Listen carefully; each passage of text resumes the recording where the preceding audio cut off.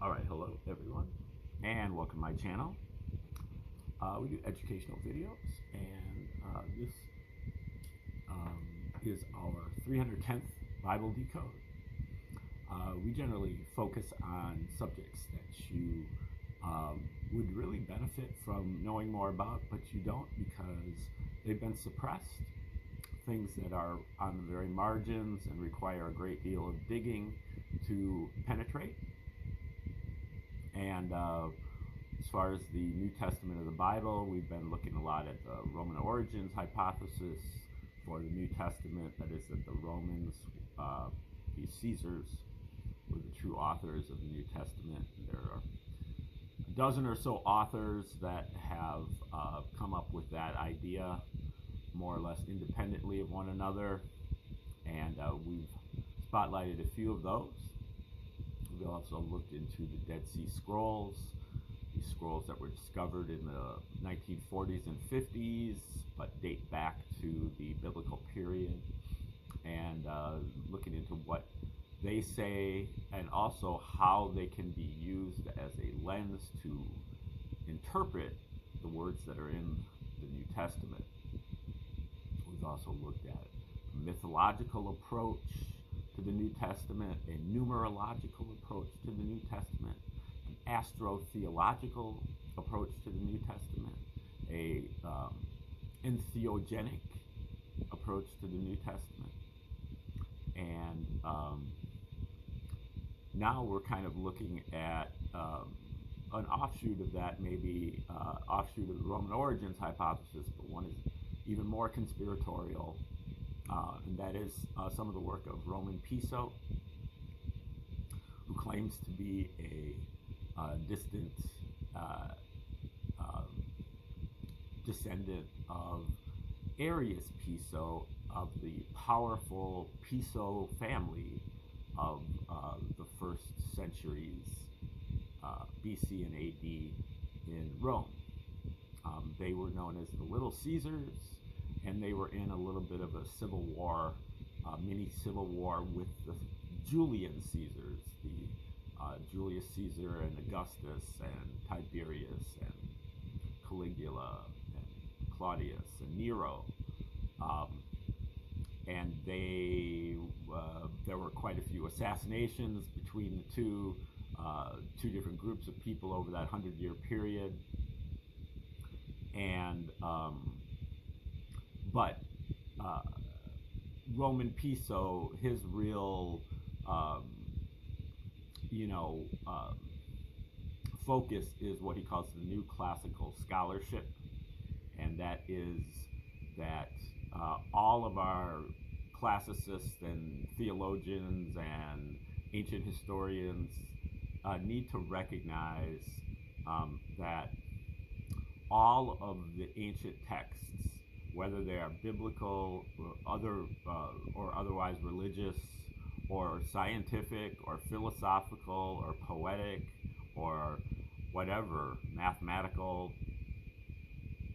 they've all been written by royals. They've all been written by the kings and the Caesars and the pharaohs and their lackeys. And so to think that these things are true, or that the writers of these things were trying to get at the truth, is naive, and that these are mostly propaganda, propaganda at worst, and at best they are true knowledge, but given in a hidden, coded language, so that only their fellow royals would be able to benefit from it, while at the same time the average people would be deluded and misled by these writings.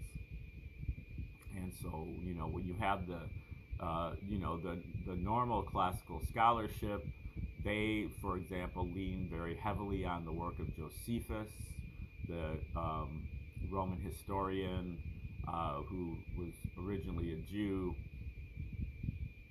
but became a court member of the Flavian dynasty of Caesars in the late 1st century AD, and Josephus wrote this history, wrote a couple histories. The first is the War of the Jews in 7 volumes. This war between the Romans and the Jews, which Josephus claims to have participated in on the Jewish side, but then eventually surrendered to the Romans and defected to the Romans, and eventually, through a very dubious story, becomes a member of the Flavian court and a member of the Flavian family, known as Flavius Josephus. But historians lean upon him because he's really the only thorough, person who really thoroughly covers the first century as far as history is concerned. And so if you read a lot of history from, 20th century, 21st century history that refers to biblical history, they're always citing Josephus and what Josephus says.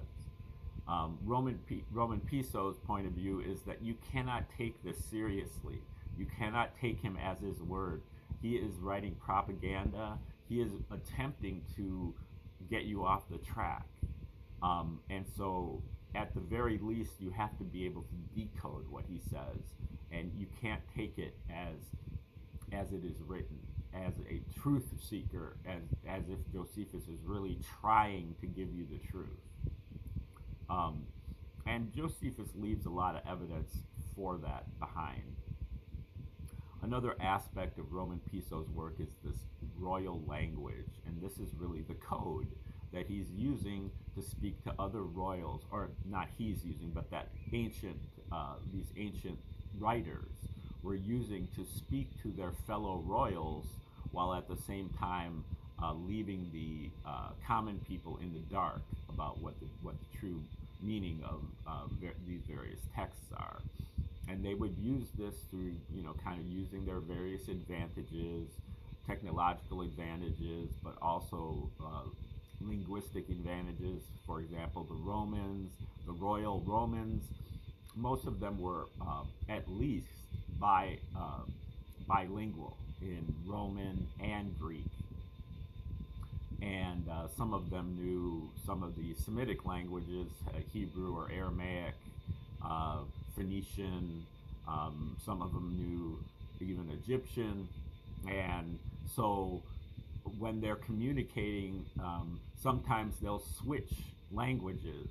If there's a particular word that can, kind of convey the same message that's in a different language, they'll switch languages, or they will switch consonants, switch between R's and N's, or R's and P's, or C's and CH's, or C's and G's. They would just flip those around. They would change vowels, particularly when dealing in Hebrew. And they would all just use a ton of different pseudonyms. He says this is true about his ancestor Arius Piso, who is one of the Pisos who actually doesn't even appear in the historical record. He has to be sussed out through detective work by not only Roman Piso, but independently by Abelard Reuchlin, who also determined that there was a character named Arius Piso. And they claimed that Arius was really the true author of the Gospels, and that his children and other younger relatives and also grandchildren were the authors of kind of the rest of the New Testament. A lot of the Pauline epistles were written by one of his sons, along with his younger brother, his foster brother named Pliny the Younger. And then a lot of the later stuff was written by another one of his sons, his name begins with J, but it's not Julius. Julius is the one, his son, that wrote Revelation, and Revelation is a reveal, meaning that his son Julius was not on board with the writing of the Gospels. The reason why the Romans wanted to write the New Testament was as a psychological operation or psychological warfare against the Jews. And the Jews had been a big pain in the side of the Romans for over 100 years, ever since the Romans conquered them in 63 BC. And they were constantly revolting and insurrecting and doing terrorist attacks and such like against the Romans. And I'm having a major problem here. My computer has just gone completely blank here. Okay, well, so I'll just keep talking.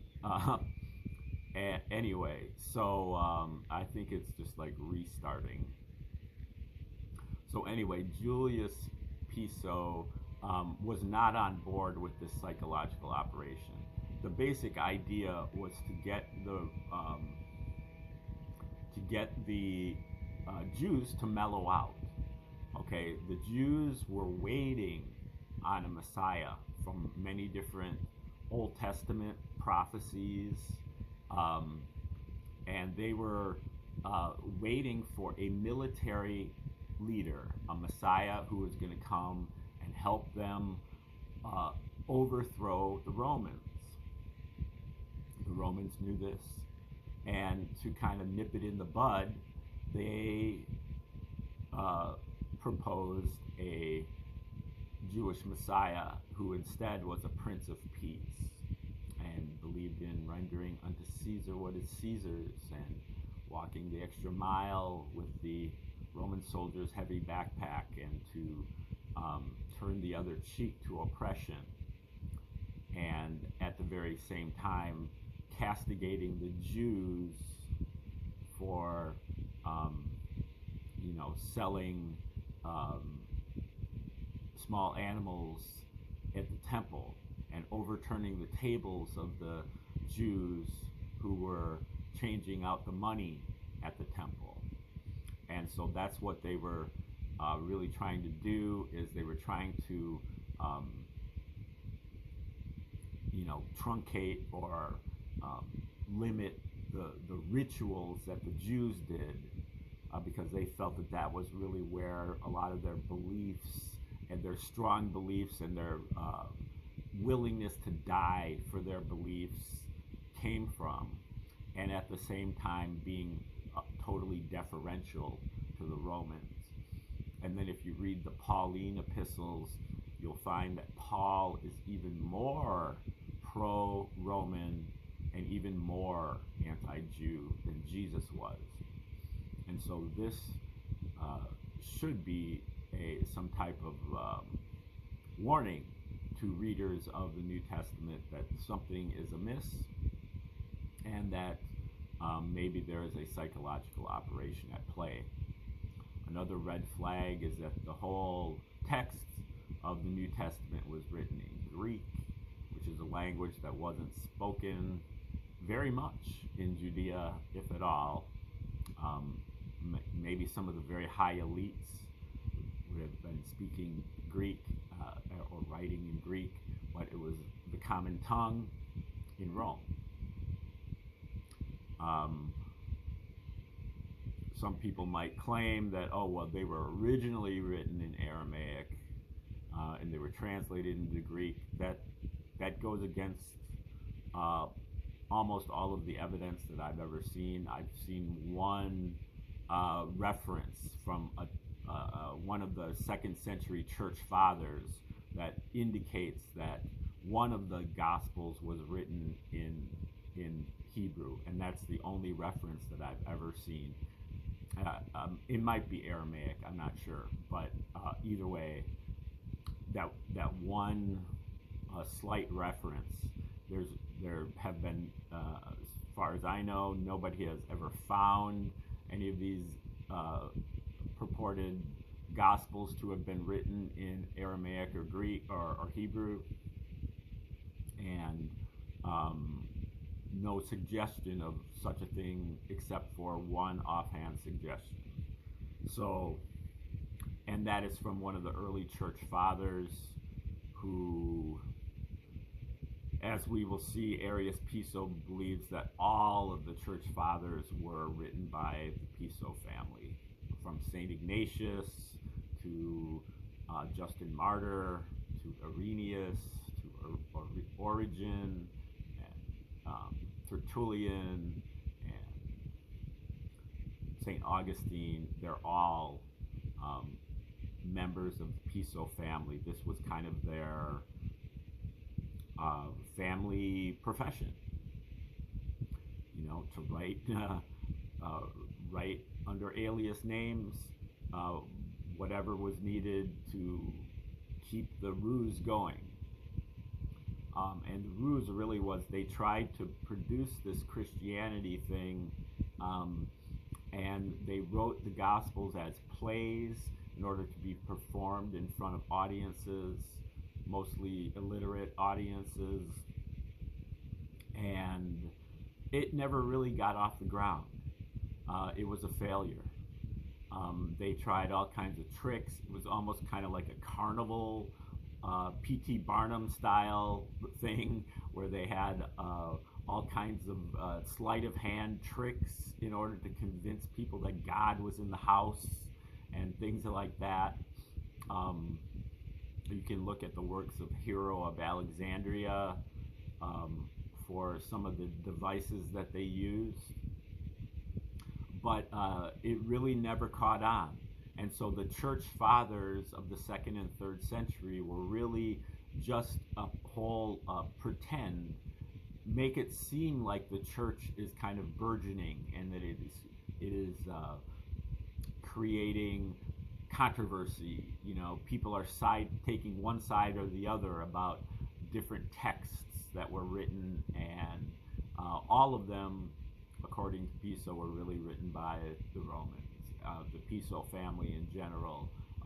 All of the Gospels and the rest of the New Testament, but also all of the Apocrypha, and then all of the church father stuff. And that the Roman church never really actually caught hold until the time of Constantine in the early 4th century. And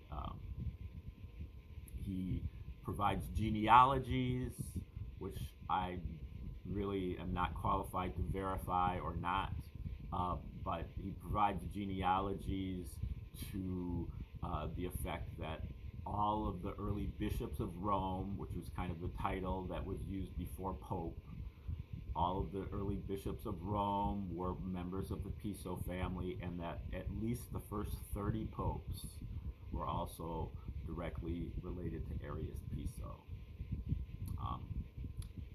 Okay, now we're going to go through some of his notes. He's written, according to him, he's written like 37 books on the subject, but most of them were lost.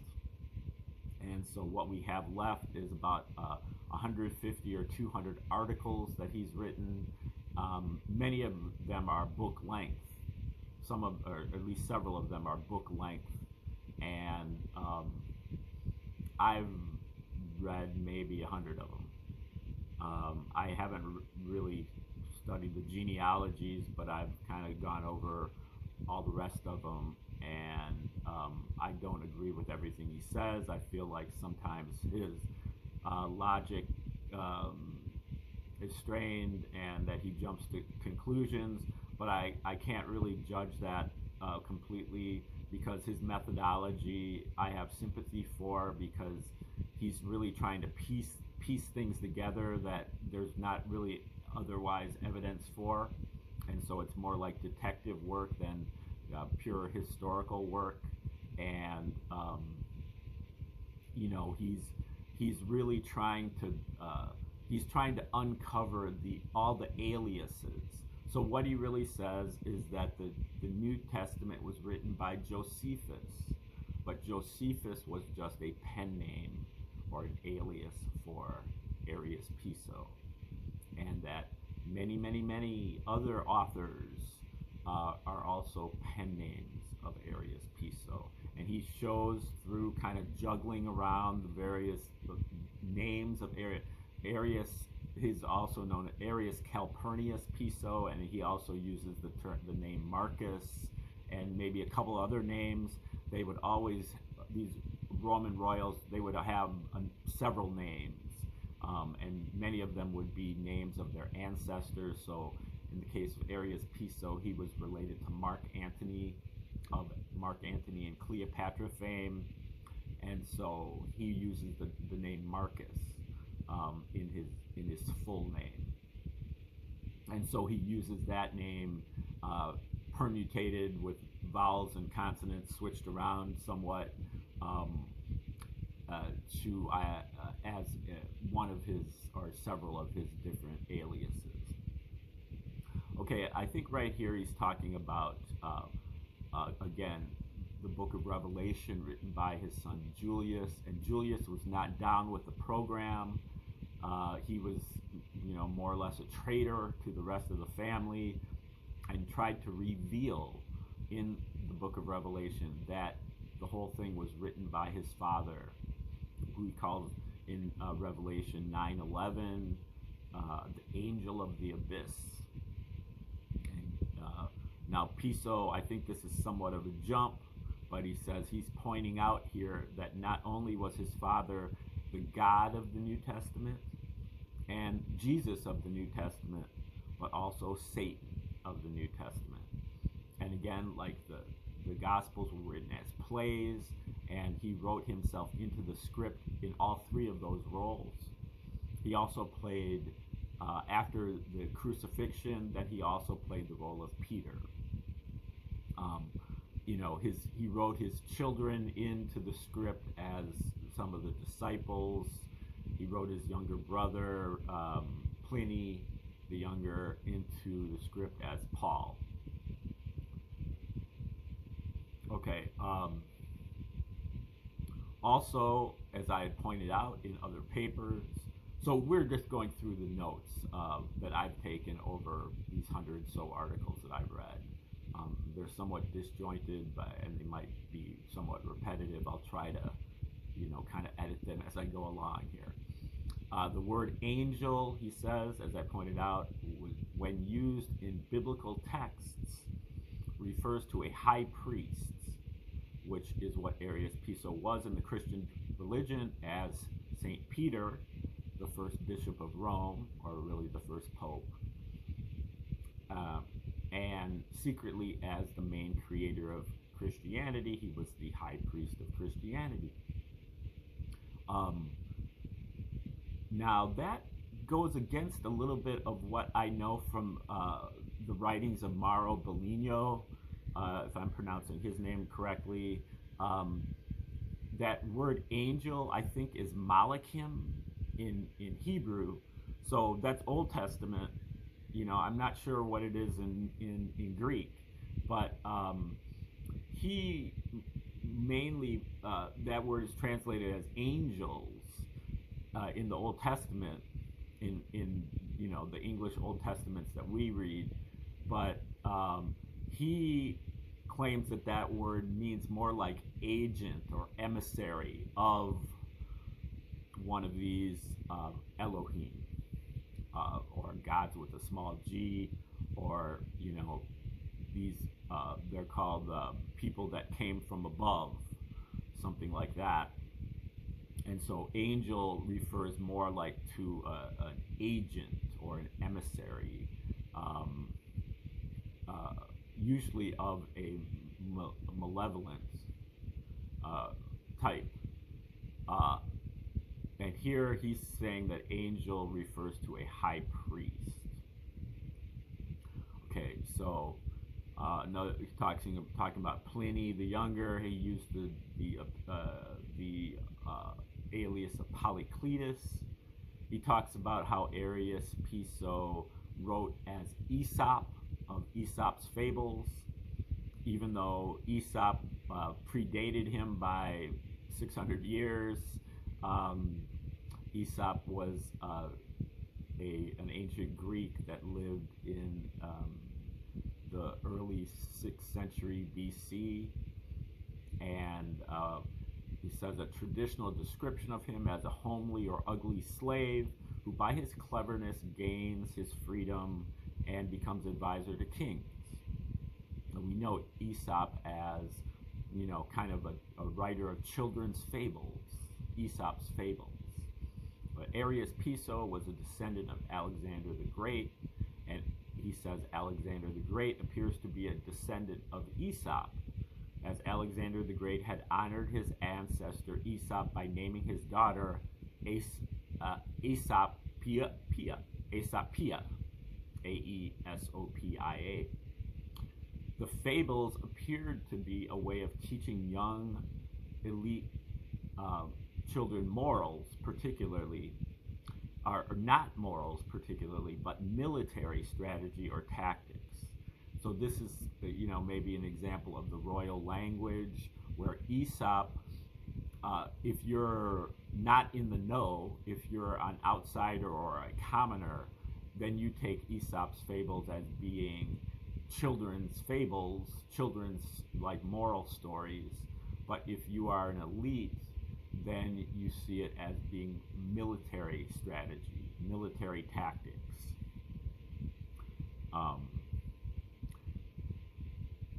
And Piso thinks that he revised or updated or perhaps combined several of the various stories that had already been known to ancient royals and elite as having been much earlier stories, some of which could be traced back to ancient Egypt. And these stories get passed down within these royal families, and then he combined them in various ways to create the Aesop persona and the Aesop corpus. And he says under royal customs, he would be able to claim the material as his own using a pen name because he is a distant ancestor or a distant descendant.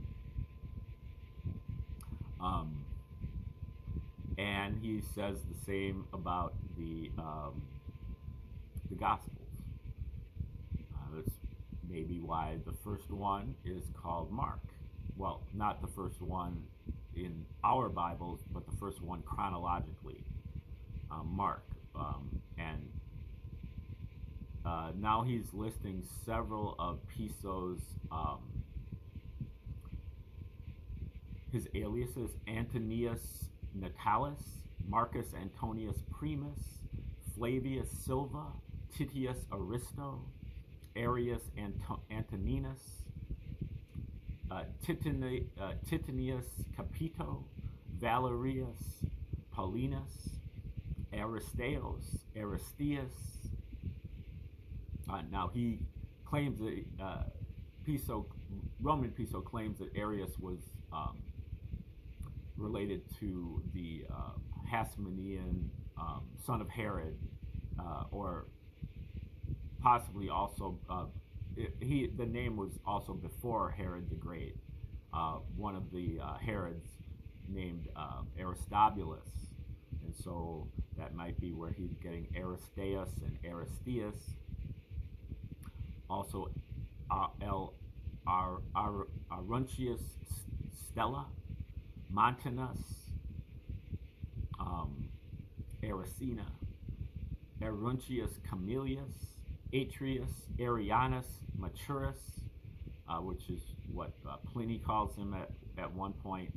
And that's where Piso gets a lot of this stuff from, is the letters that were written back and forth between Pliny and many of these other Roman royals, such as Tacitus, Trajan, and kind of like piecing together who is who by where they are, where they say they are at what particular date, and then trying to see if that corresponds with anything else that he knows about them, and so on and so forth.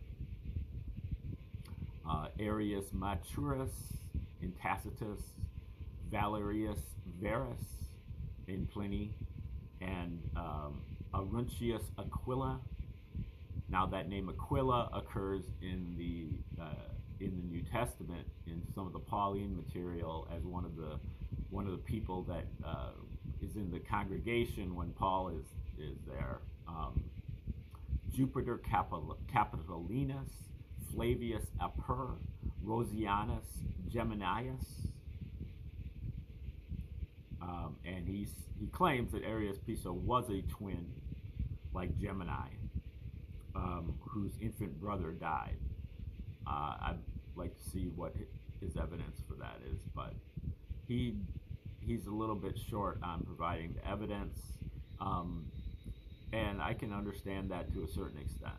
But he usually just cites, Pliny or Tacitus or somebody like that, and that's in his papers, in Pliny's papers. I think like the Loeb Classical Library has published a whole book of Pliny's letters. I think also Sir Ronald Syme, kind of the greatest Roman historian of the 20th century, has also got a book called People in Pliny that publishes a lot of his letters. Rosianus Geminius, okay, I said that, and then Attius Clemens, and the Clemens is also a Flavian name. Clement was Clement of Rome, was like the fourth pope, and he was also a relative of the Flavians. So he could use Clement's name as he did Flavius's name. Antonius Julianus, Titus Dionysius the Areopagite, Titus Aristo, Titius, Claudius Aristo, and so on. So that's many different names that he's using, and those are just the ones that I've probably never heard of. There's a number of different authors that he also writes under, such as Claudius Ptolemy, Aristotle, and then all of these church fathers, most of whom were some of his descendants. His children would write as some of the church fathers. Arius Piso was head member of the Supreme Court in Athens, Greece. A reference is made to this in the New Testament in Titus 3:16, which states, "To Titus, chosen first," which is primus, overseer of the assembly of the Cretans or Cretans, those of Crete, the island of Crete, jokingly that Cretans are always liars. So, that is the tone of a lot of this